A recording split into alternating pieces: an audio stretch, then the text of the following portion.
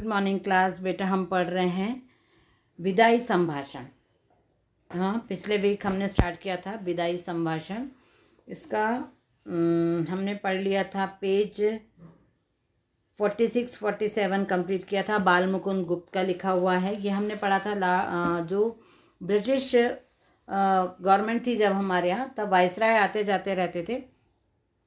तो जो कर्जन थे, वायसराय कर्जन, लॉर्ड कर्जन जो थे, वो 2 बार भारत में आए थे। हमने रीड किया कि उनका जो कार्यकाल था वो 2 बार था। तो जो सेकेंड टाइम वो आए थे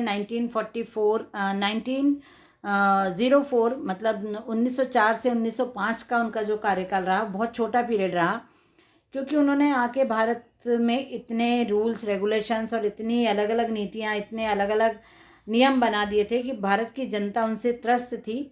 वैसे भी भारत की जनता ब्रिटिश गवर्नमेंट के कंट्रोल में थी, मतलब उनके हम अधीन थे, तो हम दुखी तो थे ऑलरेडी।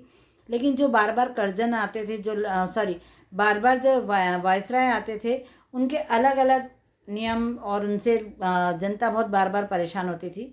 तो कर्जन के जो रूल्स थे बहुत हार्ड थे इसलिए लॉर्ड कर्जन के जाने से जनता बहुत प्रसन्न थी, प्रजा बहुत प्रसन्न थी, भारत के लोग बहुत खुश थे। तो उसी विदाई संभाषण मतलब फेयरवेल स्पीच को बाल मुकुंद गुप्त जी ने थोड़े टॉन्ट वगैरह मार के या थोड़ा सुना के ऐसा लिखा है। तो इसमें हमने पढ़ा था कि उनके जाने से कवि ने बताया, लेखक ने बताया कि कितने प्रसन्न हैं। मतलब फिर भी भारतीय लोग भावनाओं के साथ अपना जीवन यापन करते हैं, भावनाओं को अपने जीवन से जोड़ के रखते हैं।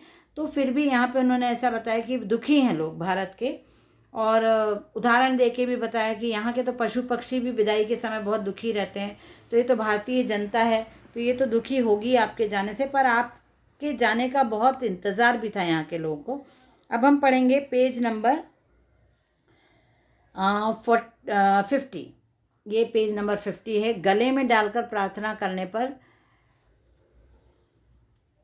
कत्लेआम उसी दम रोक दिया, पर 8 करोड़ प्रजा के गिड़गिड़ा कर विच्छेद न करने की प्रार्थना पर आपने जरा भी ध्यान नहीं दिया।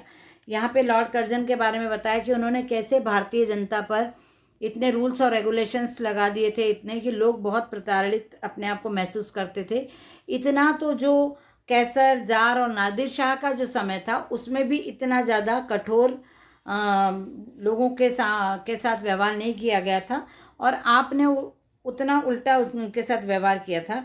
नादिर शाह ने जब दिल्ली में कत्लेआम किया था, तो आसिफ जाह के तलवार गले में डालकर प्रार्थना करने पर उसने कत्लेआम उसी दम पर रोक दिया था। मतलब जो पहले के क्रूर राजा भी रहे, हिटलर का जो समय था, वो भी सब यहाँ पे उदाहरण दिया कि वो लोग भी कहीं ना कहीं थोड़ा उनकी आत्मा और उनके मन में थोड़ा दया भाव था, तो वो कहीं ना कहीं अपनी क्रूरता को विराम देते थे, रुक जाते थे। लेकिन आपने तो अपने किसी भी काम को गलत नहीं माना, किसी भी चीज़ को करते गए आप अत्याचार भारतीय जनता पर, और अपने भलाई के बारे में ही आपने हमेशा सोचा और काम किया, भारत में रहकर भी।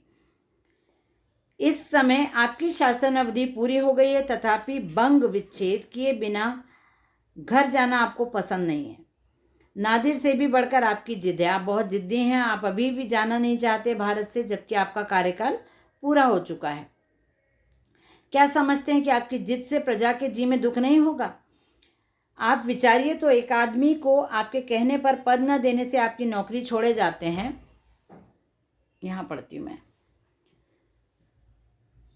नौकरी छोड़े जाते हैं। इस देश की प्रजा को भी यानी कहीं जाने की जगह होती तो क्या वह नाराज होकर इस देश को छोड़ न जाती?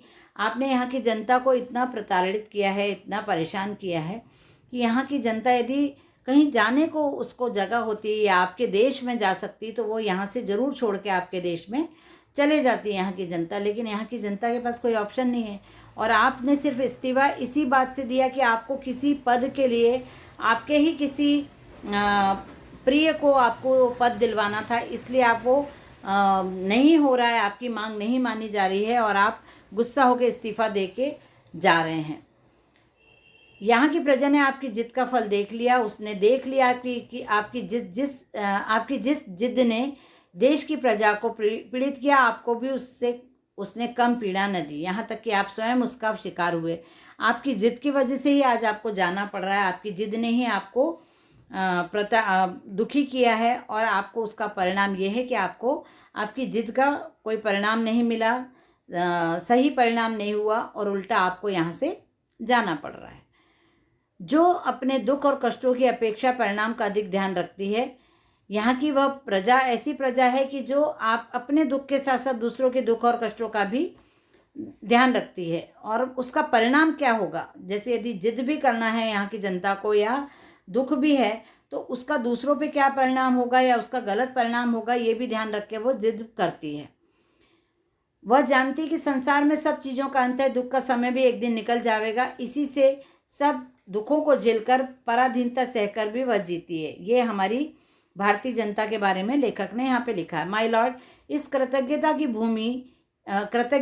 भूमि की महिमा आपने कुछ न समझी, और यहाँ की दीन प्रजा की श्रद्धा भक्ति अपने साथ ले जा सके इसका बड़ा दुख है।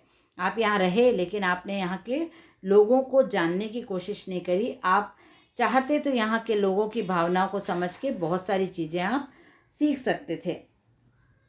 यहाँ के लोगों में श्रद्धा भक्ति की भावना जो है वो भी आप सीख सकते थे। इस देश के शिक्षितों को तो देखने की आपकी आंखों को ताब नहीं, मतलब आपने यहाँ के शिक्षित लोगों को भी नहीं पहचाना। अनपढ़ गूंगी प्रजा का नाम कभी कभी आपके मुख से निकल जाया करता है। उसी अनपढ़ प्रजा में नए सुल्तान नाम के एक राजकुमार का गीत गाया जाता है। अनपढ़ प्रजा को क्यों आप जानते हो? क्योंकि आप उनसे काम लेते हो, आप उनसे अपना काम करवाते हो, इसलिए आप उनको तो थोड़ा बहुत जान जाते हो। कई साल सुल्तान ने नरवरगढ़ नाम के एक स्थान में काटे थे। वहाँ चौकीदारी से लेकर उसे एक ऊंचे पद तक का काम करना पड़ा था। जिस दिन घोड़े पर सवार होकर वह उस नगर से विदा हुआ, नगर द्वार से बाहर आकर उस नगर को जिस रीति से उसने अभिवादन किया था वह सुनिए। अब यहाँ नरवरगढ़ के सुल्तान के बारे में बताया है कि जब वो बाहर जा रहे थे तो उन्होंने अपने नगर को भी प्रणाम किया था। वो क्यों किया था? उसने आंसू भरकर कहा, प्यारे नरवरगढ़, मेरा प्रणाम ले। आज मैं तुझसे जुदा होता हूँ। तू मेरा अन्नदाता है। अपनी विपद के दिन मैंने तुझसे काटे हैं। तेरे ऋण का बदला मैं गरीब सिपाही नहीं दे सकता। भाई नरवरगढ़, यदि मैंने जानबूझकर एक भी दिन अपनी सेवा में चूक की हो, यहाँ की प्रजा की शुभ चिंता न की हो, यहाँ की स्त्रियों को माता और बहन की दृष्टि से न देखा हो, तो मेरा प्रणाम न ले, नहीं तो प्रसन्न होकर एक बार मेरा प्रणाम ले और मुझे जाने की अनुमति दे। उन्होंने वहाँ रहकर बहुत लोगों की सेवा की और वहाँ रहकर बहुत लोगों के दुख कष्टों को समझा, वहाँ की स्त्रियों को मान सम्मान दिया। इसलिए वो बार बार नरवरगढ़ से जाने की विदा मांग रहे हैं, ताकि नरवरगढ़ उनके काम से संतुष्ट होकर उन्हें उसके प्रणाम को स्वीकार ले। मतलब वहाँ उन्होंने कष्ट के दिन भी झेले, लेकिन उनकी जो काम था, उनका जो सेवा थी, उसमें उन्होंने कहीं भी कमी नहीं आने दी। और उन्होंने पूछा भी नरवरगढ़ से कि मैंने कभी भी अपने काम को पूरी कर्तव्य निष्ठा से किया हो तो आप मेरा प्रणाम स्वीकार करो। ऐसे लोग भारत के हैं, इसलिए ये वाला पार्ट डाला है लेखक ने यहाँ पे। माय लॉर्ड, जिस प्रजा में ऐसे राजकुमार का गीत गाया जाता है, उसके देश से क्या आप भी चलते समय कुछ संभाषण करेंगे? आप यहाँ के लोगों से कुछ बोलना चाहेंगे? क्या आप कह सकेंगे, अभागे भारत, मैंने तुझसे सब प्रकार का लाभ उठाया? क्या आप कह सकेंगे, अब तेरी बदौलत वह शान देखी जो इस जीवन में असंभव है? तूने मेरा कुछ नहीं बिगाड़ा, पर मैंने तेरे बिगाड़ने में कुछ कमी नहीं रखेगी। ये लेखक बोल रहे हैं कि आप यदि भाषण करोगे तो क्या आप भारत के साथ ऐसा भाषण कर सकते हो? क्योंकि आपने भारत में इतना अत्याचार, इतना क्रूरता फैला दी है, इतने गलत काम किए हैं कि आप जब भारत से संभाषण करोगे तो आप इस प्रकार का संभाषण कर सकते हो। तेरी भलाई की इच्छा मेरे जी में न थी। संसार के सबसे पुराने देश, जब तक मेरे हाथ में शक्ति थी, तेरी भलाई की इच्छा मेरे जी में न थी। अब कुछ शक्ति नहीं है जो तेरे लिए कुछ कर सकूं, पर आशीर्वाद करता हूं कि तू फिर उठे और अपने प्राचीन गौरव और यश को फिर से लाभ करे। मेरे बाद आने वाले तेरे गौरव को समझें। आप कर सकते हैं तो यह देश आपकी पिछली सब बातें भूल सकता है, पर इतनी उदारता माय लॉर्ड में कहाँ, है ना। बाल मुकुंद गुप्त ने बहुत अच्छा सुना के लॉर्ड कर्जन को लिखा है कि भाई आप यहाँ से जा रहे हैं, आपने यहाँ पे सब कुछ प्राप्त किया, अपनी शानो शौकत, अपना अच्छा जीवन जिया है हमारे यहाँ रह के, हमारे ही लोगों से काम लेके, हमारे ही संसाधनों का उपयोग करके। तो आपके मन में थोड़ी सी भी भावना है तो आप भारत से माफ़ी मांग सकते हो, भारत को फिर से अच्छा ऊपर उठने का आशीर्वाद दे के आप यहाँ से जा सकते हो। लेकिन आप में इतनी उदारता कहाँ। यदि इतनी उदारता होती, इतनी भावनाएं होती, इतनी मानवता होती, इतनी दया होती, तो आप भारतीय जनता पर इतना जुल्म करते ही नहीं। ये सब बाल मुकुंद गुप्त ने उनको सुनाते हुए इस पाठ में कहा। ये पाठ हमने यहाँ पे कंप्लीट कर लिया। अब नेक्स्ट क्लास में इसके क्वेश्चन आंसर हम डिस्कस करेंगे। ओके, चलिए बाय एवरीवन।